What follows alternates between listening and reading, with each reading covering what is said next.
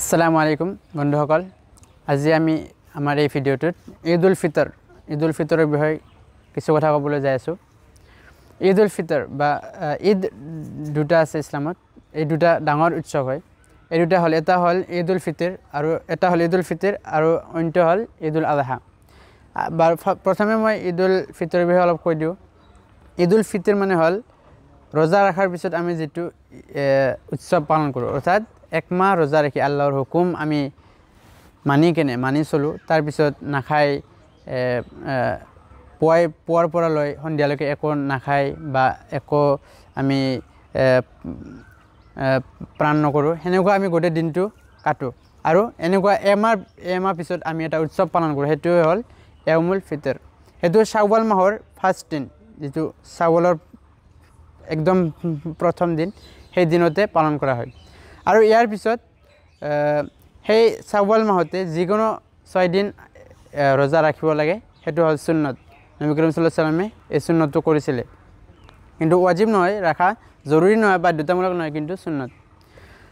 আৰু ঈদৰ দিনাই ৰোজা ৰখা হাৰাম, একদম হাৰাম। ঈদ উল আজহা, ঈদ উল ফিতৰ আৰু এনেকুৱা আয়ামুত তাশ্ৰিকৰ 3 দিন, এই 5 দিনত ৰোজা ৰখা হাৰাম।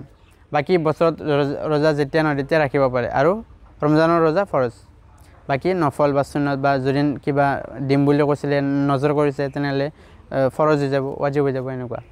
গতিকে এতিয়া ঈদ উল ফিতৰ কি? এই দিনটোত সকলো মানুহে ভাল কাপোৰ পিন্ধে, নিজৰ ঘৰৰ ওচৰৰ লগত মিলামিলি হয়, তেওঁলোকৰ ঘৰলৈ যায় আৰু আলহী বা যিবোৰ সম্বন্ধীয় মানুহ তেওঁলোকৰ সৈতে একেলগ হয় আৰু একেলগে এসাঁজ খায় বা তেওঁলোকৰ লগত কথা বতৰা হয়। এইটোৱেই হ'ল এটা খুচিৰ দিন, এটা আনন্দৰ দিন। গতিকে এই দিনটোত আনন্দ আৰু বেছি বাঢ়ি যায়। কাৰণ কিয়? এমাহ এই মুছলমানসকলে আল্লাহৰ হুকুম মানি চলি আহে, তাৰপিছত এটা এনেকুৱা আনন্দৰ দিন, সুন্দৰ দিন এটা কাটে। আৰু ইয়াতে কিছুমান সুন্নত আছে, যেনেকুৱা ঈদত যোৱাৰ আগত কিছু বস্তু খাই যোৱা, যেনেকুৱা সহিহুল বুখাৰীত এটা হাদিছত আছে, কানা ৰাছুলুল্লাহ সাল্লাল্লাহু আলাইহি ওয়াসাল্লাম লা ইয়াগুদু ইয়াউমাল ফিতৰি হাত্তা ইয়াকুলা তামাৰাত। অৰ্থাৎ নবী কৰিম সাল্লাল্লাহু আলাইহি ওয়াসাল্লামে ঈদ উল ফিতৰৰ সময়ত ঈদগাহলৈ তেতিয়ালৈকে যোৱা নাছিল যেতিয়ালৈকে কেইটামান খেজুৰ খাইছিলে। ইয়াৰ পৰা কি বুজা যায় যে ঈদ উল ফিতৰত আগত খাব লাগে, সেইটো মুস্তাহাব, ভাল, সুন্নত। ঠিক তেনেদৰে ঈদ উল আজহাত আমি নামাজ পঢ়ি আহি খাব লাগে। আৰু ঈদ উল আজহা হ'ল জুলহিজ্জাৰ 10 তাৰিখত পালন কৰা হয়, সেইটো আপোনালোকে জানে, বকৰী ঈদ বা কুৰবানী ঈদ বুলিও কোৱা হয়। আৰু এই ঈদৰ নামাজ কাৰ ওপৰত ৱাজিব হয়?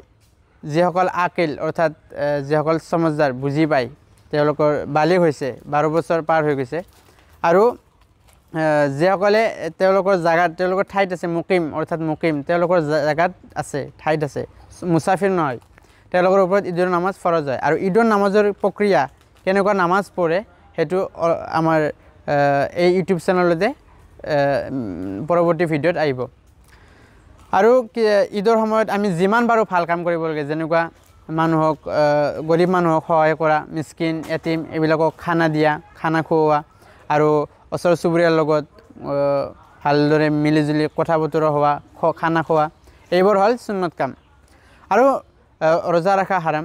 আৰু ঠিক তেনেদৰে মাকৰুহ কিছুমান আছে, যেনেকুৱা খানাত বেছিকৈ কৰা, যাতে ৱেষ্ট হৈ যায়, আৰু কাপোৰ বেছিকৈ লোৱা, যিবিলাক দৰকাৰ নহয়। গতিকে যিবোৰৰ আমাৰ দৰকাৰ নহয় সেইবোৰৰ পৰা বচাও আমাৰ সুন্নত, সেইবোৰ যাতে আমি নকৰোঁ, কাৰণ মাকৰুহ হয়। আৰু বেছি আমি ভাল কাম কৰিব লাগে ইমান যে আমাৰ কাষত থকা যিবিলাক গৰীব মানুহ, তেওঁলোকেও যাতে এই আনন্দৰ দিনটোত বেছি আনন্দ আৰু খুচি হ'ব পাৰে, তাৰ বাবে আমিও তেওঁলোকক পইচা দিয়া। আৰু ফিতৰা বুলি যিটো কনচেপ্ট ইছলামত আছে, জাকাতুল ফিতৰ বুলি কয়, বা ফেতৰা যিটো আমি কওঁ অসমীয়াত, সেইটো হ'ল ঈদৰ নামাজৰ যোৱাৰ আগত বা ঈদগাহ যোৱাৰ আগতে সেইটো মুকাম্মল, সেইটো কৰি যোৱা, পে'মেণ্ট কৰি যোৱা, সেইটো ফিতৰা যিমান এটা সংখ্যা ধৰি দিয়া হৈছে বা যিমান সেই অঞ্চলৰ বাবে, সেইটো সেই মিস্কিনক বা যিসকল তাৰে বাবে হাজতমান, যিসকলক লাগে, তেওঁলোকক আদায় কৰা, ইমান হ'ল ঈদ উল ফিতৰৰ নিয়ম। আৰু নামাজৰ প্ৰক্ৰিয়া আমাৰ এই ইউটিউব চেনেলতে আহি যাব। আশা কৰোঁ আপোনালোকে ভালদৰে ৰমজানৰ ৰোজা ৰাখি আছে আৰু এই ঈদো ভালদৰে আমি পালন কৰিবলৈ পাম ইনশাআল্লাহ। ইমান কৈ আজিৰ এই ভিডিঅ' সামৰিছোঁ। আসসালামু আলাইকুম ওয়া ৰাহমাতুল্লাহ।